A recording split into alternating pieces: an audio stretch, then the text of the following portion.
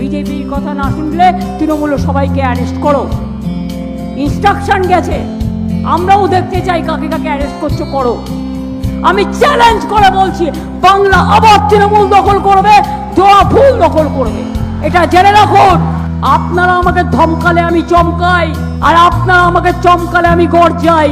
চড়াই উতরাই পেরিয়ে আমি এগিয়ে যাই মানুষকে সাথে নিয়ে। আজকে আমার দুঃখ একটাই, যাদের জন্য সারা জীবন করেছি তারা আজকে গদ্দারের সাথে লাইন করছে।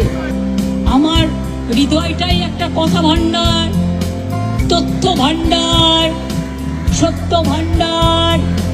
আমি তো সম্পদের ভয়ে কর্মীদের জলে ভাসিয়ে দিয়ে দল ছেড়ে চলে যাব না। আমাদের পার্টির একটা নীতি আছে, আদর্শ আছে।